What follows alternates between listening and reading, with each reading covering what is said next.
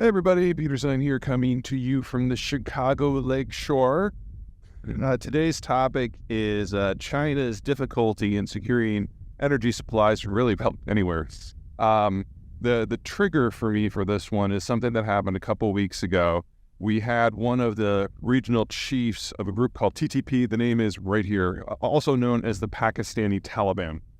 Now, for those of you who have not blocked out the entire 20 years of the war on terror, you'll remember the TTP was one of the groups that really plagued the United States in getting supplies from the Gwar port in western Pakistan up into Afghanistan. Secondary route was going from Karachi north.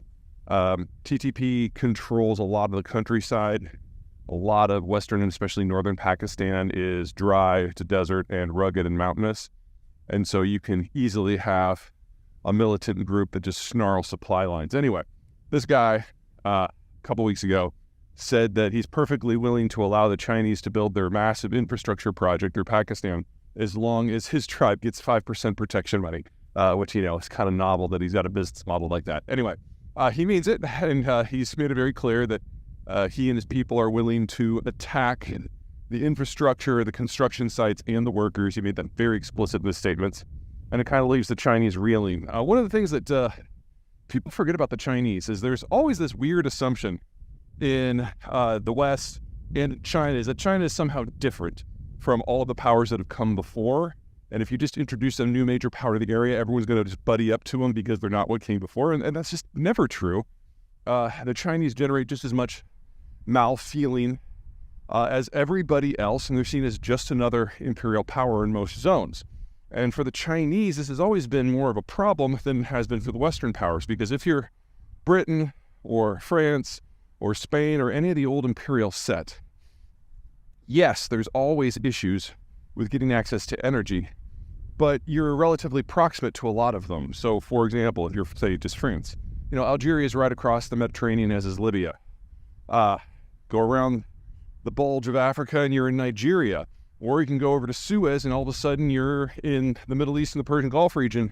And so there's crude aplenty. There's multiple routes to choose from, and not that any of them are super easy, but it's not like any of them are super complicated.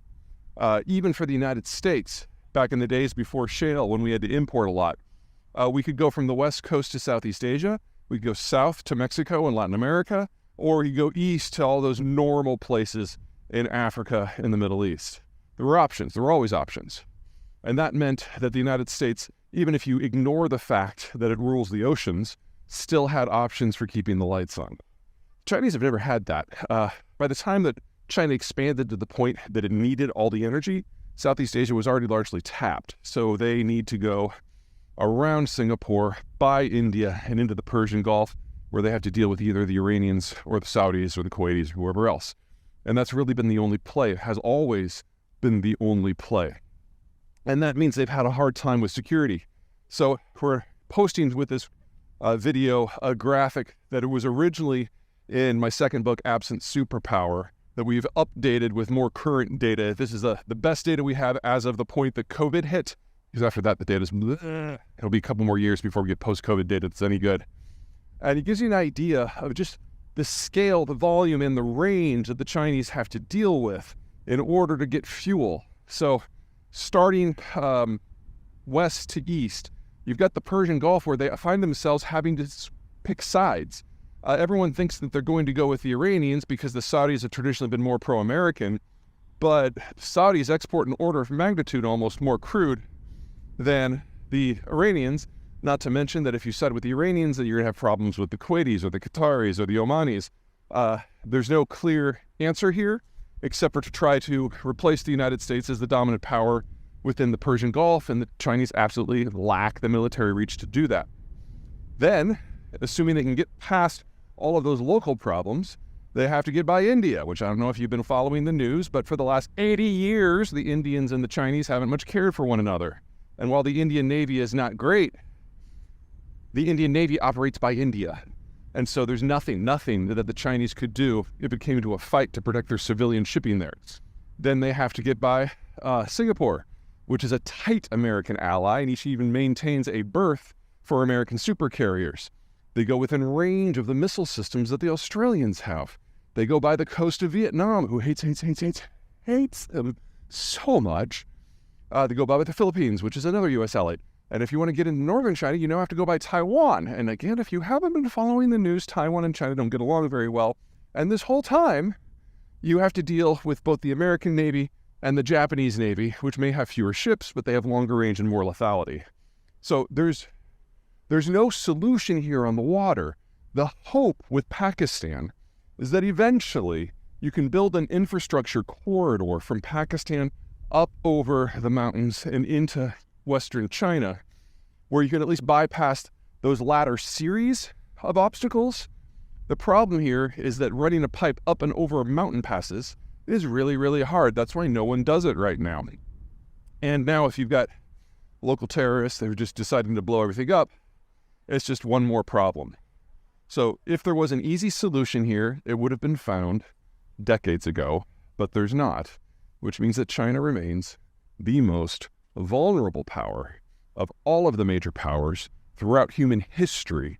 They're completely dependent upon an international security arrangement that they can't protect, they can't influence, and certainly can't replace. Oh, one more thing. Well, a lot of this news is bad. I mean, very bad for the Chinese. In fact, worse than it is for any of the other major powers. It's not all negative. China's problem was with liquid fuels that are derived from oil. So jet fuel, gasoline, diesel, things like that. Those are the things that they're going to lose access to at scale. But solid fuels, most notably coal, soft, brown, low-quality coal, is something they have in huge volumes at home. So even in the worst-case scenario for external security situations and energy crises, they're still going to be able to produce coal for their own domestic system. So if you're willing to put up with just ridiculous carbon emissions and atrocious air quality, the Chinese do have the ability to keep the lights on. They can generate electricity for all of their needs. That's not going to save them from all of the other problems, but at least they won't be suffering in the cold and in the dark.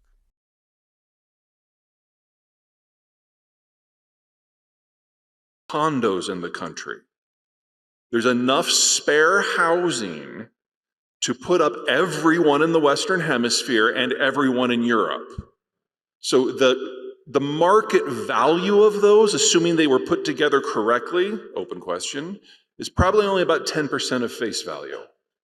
So on top of all the other issues, the entire savings of the entire population is effectively worthless.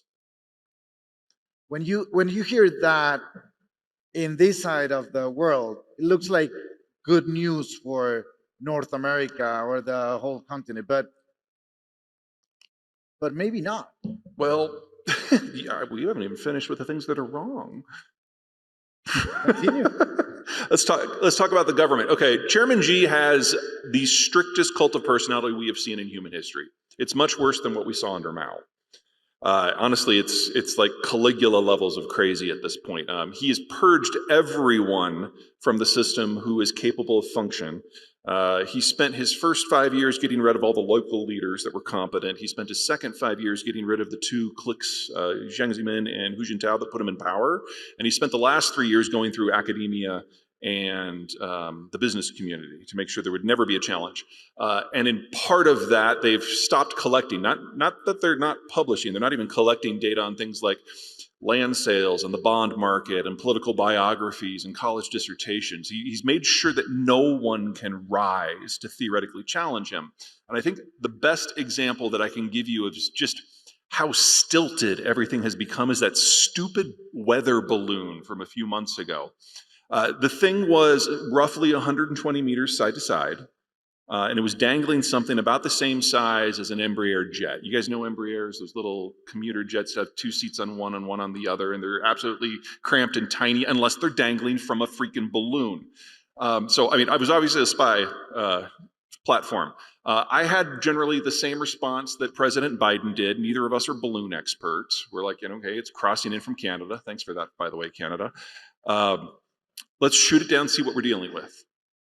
And there are balloon experts in the American intel community, lo and behold, and they went up the chain because information passes in the United States, the bureaucracy, and the CIA director and the Defense Department chief talked with the president saying, Mr. President, please don't shoot this thing down. I mean, number one, we're not worried about it. We know exactly where it's going to go. It's going to float over our missile silos in Montana. But Mr. President, unless you're planning on nuking someone this week, those hatches will be closed. They're always closed. So they're going to get pictures of closed hatches from 7 miles away. We're not worried about that. But this is an opportunity. Because, Mr. President, if you let us, we'll put a spy plane below it and a spy plane above it, and we'll put every whisper sensor we have on it, and we'll just track the sumbitch for the next 9 days over the United States. We will get a copy of all their cryptography. We'll see how they're sending signals through the satellite network, through the civilian network. And, Mr. President, when we're done, we're going to be able to tell you not what city or what block or what building or what floor or what office. We'll know what terminal this thing's being controlled from. And our hackers are much better than theirs. And so we will tag the people who use that terminal, and we will turn their entire system inside out in a matter of a week. Mr. President, this is the intelligence breakthrough of the decade. We now know that Xi wasn't aware that the balloon existed until after it had been shot down because no one would tell him. We now know that their defense ministry was unaware of it until it was over the US. It was just some asshat in their intelligence bureau who thought this was what Wolf warrior diplomacy means. And we're seeing this sort of disconnect and information starvation and decision-making breakdown throughout the entire bureaucracy at all levels. Nobody wants to raise up. There's a Chinese saying, the tall blade of grass is the first one to get cut.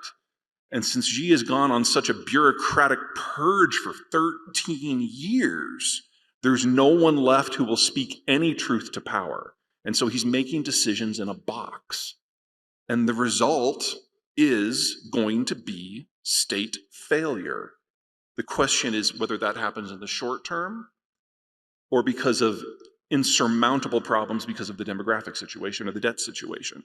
I mean, we're at a situation now where there's multiple guns pointed at China's head, and we just don't know which one's going to pull the trigger first. And so for North America, this is either brilliant or awful based on the bets you've made in the last 30 years. Obviously, for purposes of this event, the upside opportunity for Mexico is something different. People talk about Mexican moments that have been seized or missed. This is a fundamentally different situation.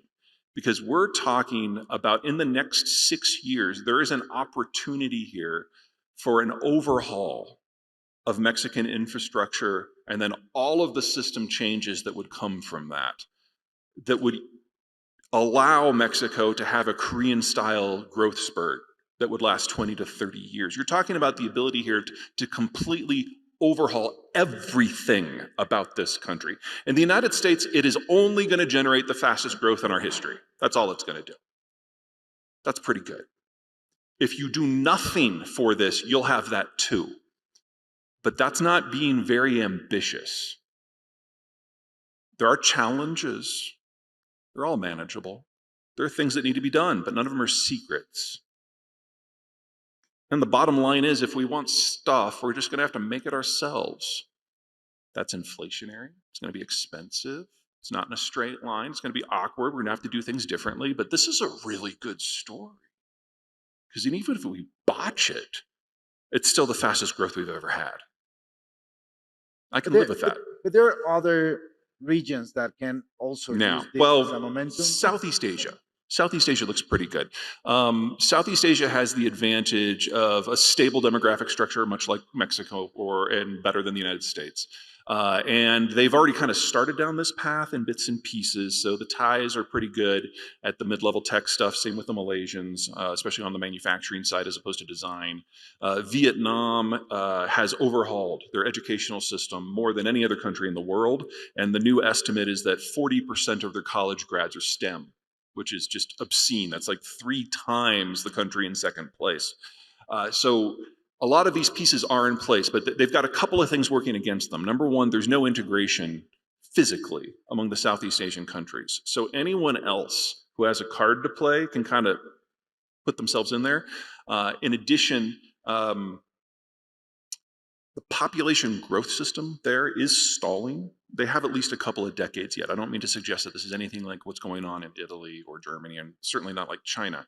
But they have huge chunks of all of these countries that have been left behind, in many cases on purpose.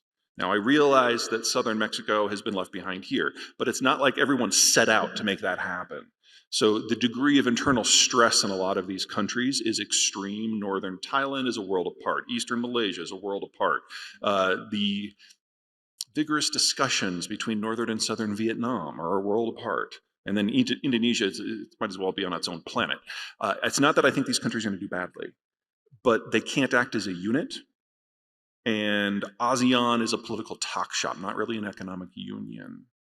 So once the Chinese do crack any tech transfer that hasn't happened from China to Southeast Asia, it's going to have to come from another source. So in that context, what are the main, on one side, the main priorities for North America to leverage the moment, and what are the main values right now? What are the main advantages right now in North America? Well, let's go north to south. Canada. Processing. There are other things that the Canadians can and should work on, but if they can't turn iron ore into steel and bauxite into aluminum and lithium, that middle step we don't have here, except for in petroleum, in which case the United States has it taken care of for all of us.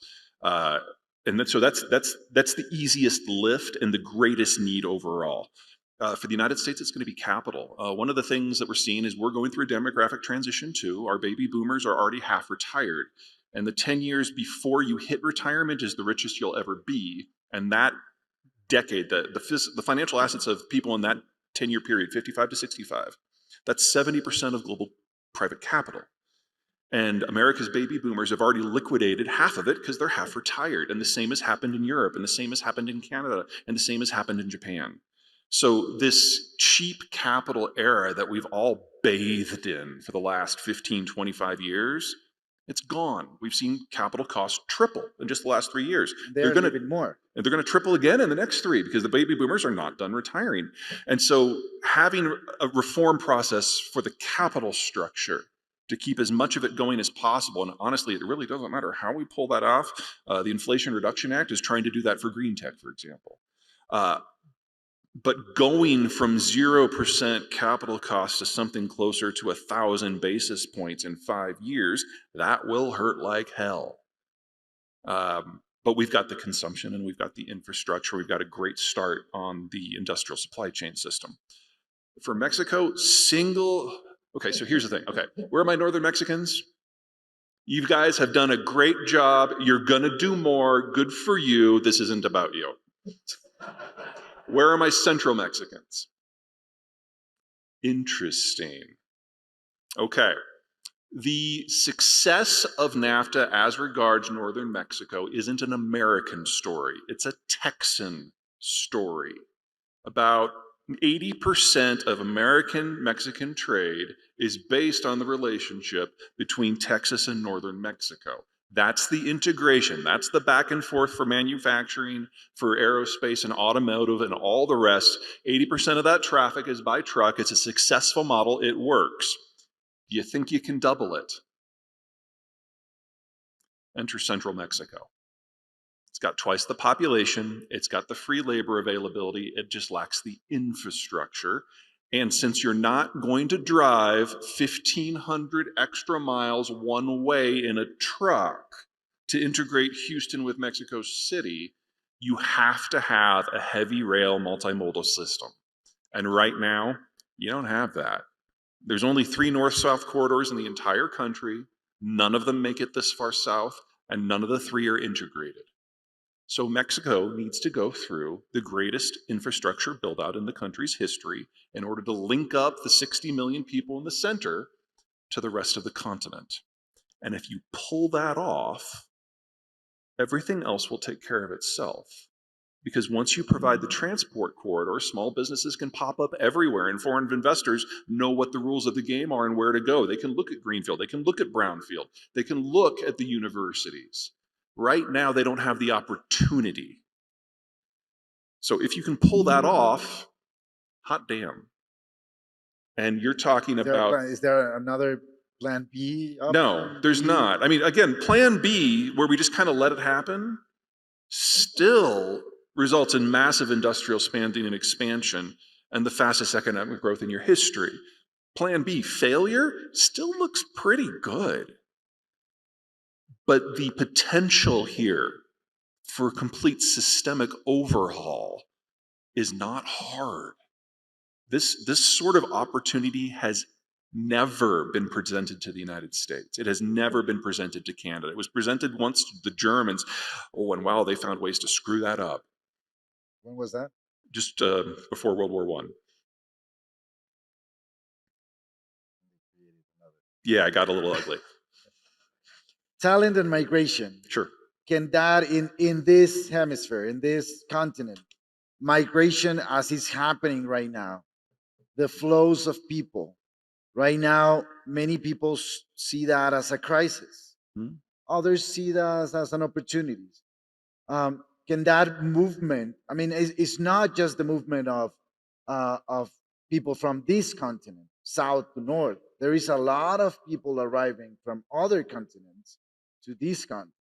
I think the last number for immigrants passing through Mexico, it was 100 different nationalities. Is that in the long term or in the midterm an advantage for this continent on this? Well, I was listening to the previous panel, and the studies are pretty clear that the economic benefits are significant. And the United States has a demographic structure that is atypical of most countries, in that we widen out with the baby boomers, and then we come back in for Gen X, and then we widen out for the millennials, and then we narrow back down for the Zoomers, which means that our smallest generation, our Zoomers, are aged 23 and under. So most of this surge of people coming up is in exactly the age block we need. And even better, the Zoomers' dream job is to work in a closet coding, and that closet has to lock from the inside. It's like the concept of seeing the sky or other people, they're terrified of. So the types of jobs that are necessary to massively expand the industrial plant, they're not going to be a lot of help with. So getting a big surge in immigration from an economic point of view right now would be really helpful for our labor structure. As for you guys, yours comes down like a pyramid until you about 30, 35, and then it goes straight down. Because 30, 35 years ago is when you started mass industrialization and urbanization for NAFTA. Every country's gone through this process, but because Mexicans didn't really trust the Americans during the Cold War and before, when globalization kicked in, you didn't sign up. It wasn't until the Cold War ended that the talks on NAFTA really got going. So you were late to the party. And in doing so, your demographics are much healthier than countries that industrialized in the 80s or the 70s or the 60s or the 50s, most notably the Chinese and the Germans.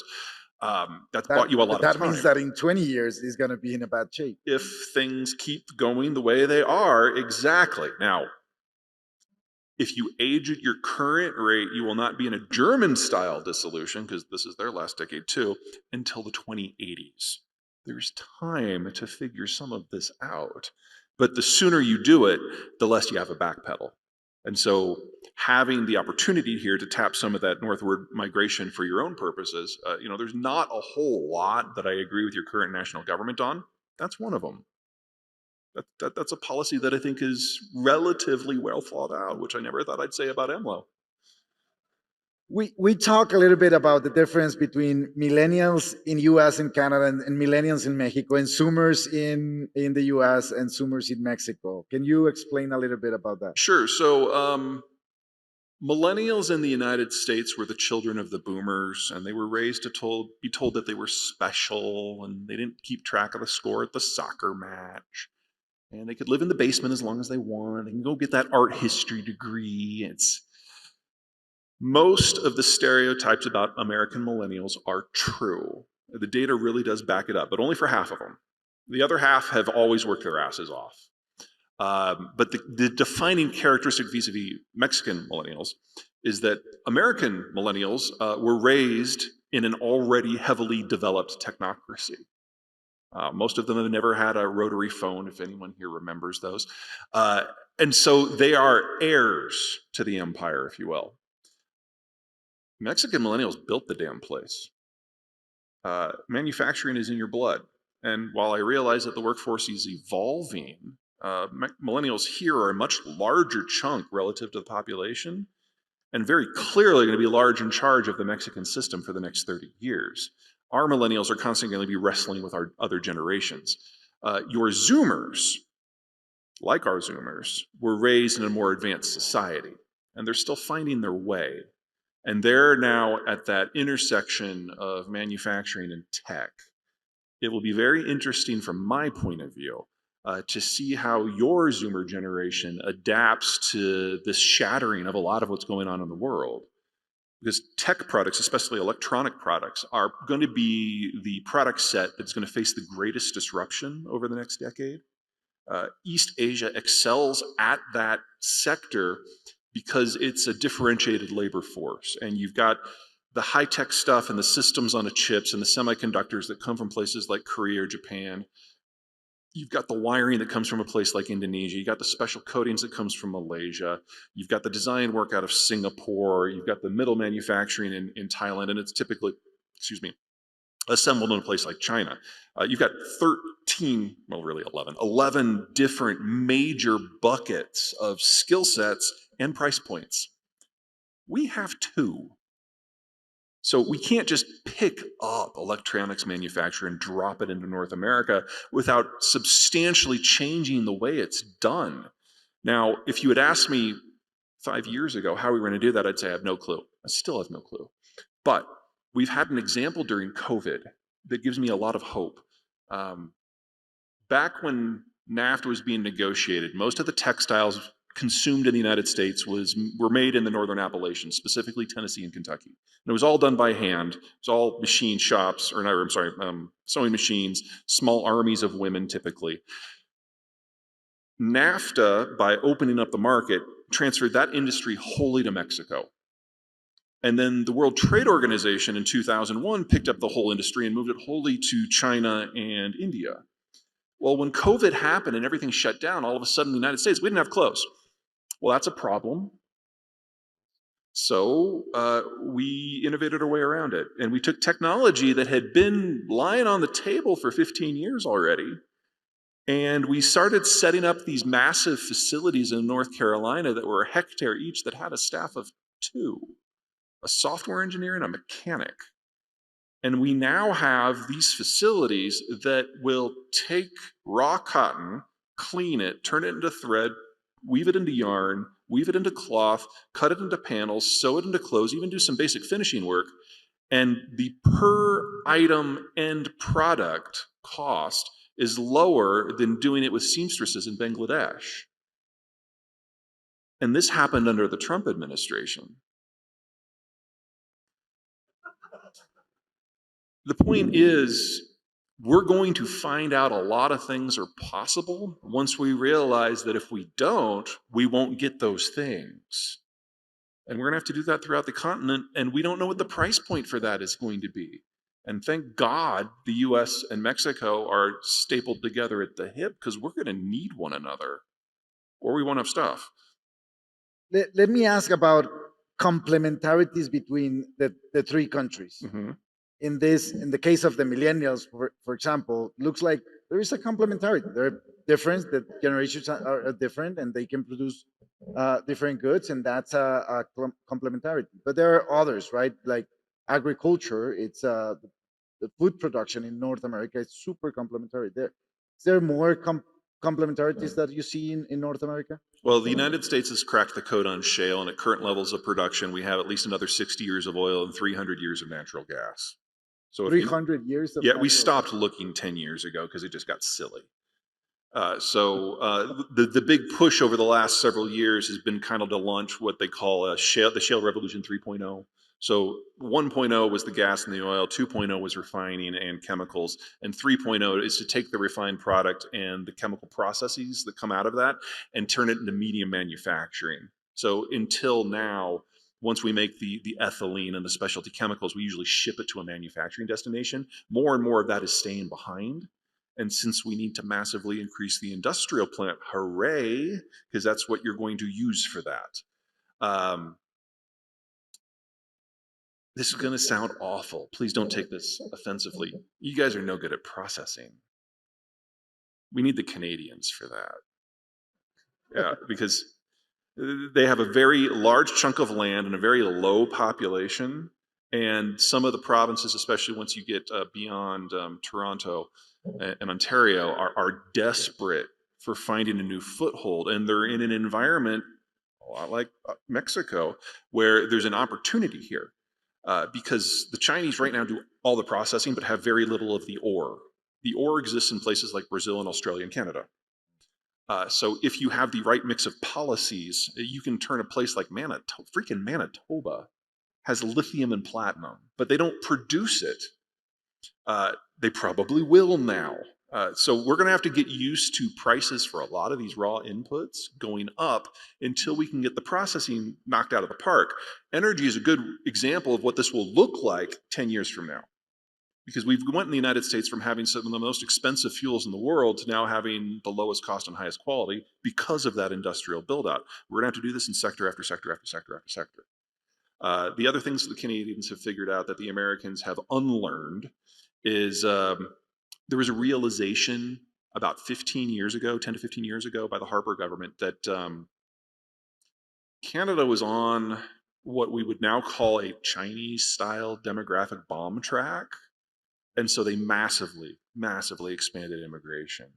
And unlike in the past where the migrants were usually late 40s and older, and so they never had a chance to pay into the system enough to pay for their own retirement, the Canadians became a lot more selective and started really aggressively going after people aged 15 to 35. And now they're bringing in 300 to 450,000 people a year, and they've been doing that for several years, and they managed to hold that up for the most part during COVID, which is kind of bonkers. But is that the best system that you have ever seen in bringing talent? The percentage that is foreign born is 3 times that of the country in second place. Now, I'm not sure this is replicable anywhere in the world. Canada is a special place with sparkles. But it means that unlike every other advanced country in the world, they have found a way to manage their demographic bomb. Now, there are downsides. The people who are coming are more highly skilled than the people who are already there as a rule. That generates a little resentment. And that means that they're coming with a suitcase of cash, and the first thing they buy is a place to live, which means there's a housing shortage. And the desirable places to live in most of Canada, now the people who were born in Canada can't afford to live there. And this is going to be an ongoing political and economic crunch that will last until such time as Canada's birth rate rises. Its birth rate is still dropping, has been now for 70 years. So it's not rainbows and chocolate here, but they have found a way to manage what would have been a system-killing event. And that means when it comes to intellectual property development, Canada is very good because they've brought in the people to do it for them. Do you have any thought on digital nomads and what happened during COVID and the movement of many people that can work from any place for a company in their home country? That's definitely, you just described the entire future that the Zoomers want to live in. The problem we're going to have is all of the equipment that makes that necessary is touching the Chinese supply chain system in some way. So I would guess that we're going to have a lot of Zoomers who will be willing to work into a factory to get a good server. It's not clear if we're going to be able to close that gap. We know that the green transition won't work because the facilities that we need just to hook the stuff up to the grid, I mean, forget the panels for a minute, just the transition stuff, that's just the stuff for the smart meters. We can't produce enough of it now to do it within 10 years. And you break the Asian supply chain system, that just goes away. So we're going to lose EVs, we're going to lose AI, we're going to lose the green transition. The question is if we can maintain enough raw computing power to do most of everything else that we need. And I'm broadly hopeful there. There's 3 classes of semiconductors, and the ones that we're good on are 90 nanometer to 10. And that is most non-cutting edge smartphones, what's in your television, what's in your car, what's in a plane, and what's in most laptops. Those have a deep ecosystem that taps a dozen countries. There's a lot of competition. And if entire continents fall out of it, you still have a lot of production that won't be overly impacted. So hooray. But the 90 nanometer and dumber, your analog chips, your Internet of Things, your singing margarita machine, that's 80% China. And that's going to break. And then your top stuff, your 10 nanometer and better, that's high-end smartphones, satellite communications, smart grid, AI, EVs, National security. some high-end national security stuff, although bombs use relatively dumb chips, believe it or not. It's just the guidance stuff that we lose.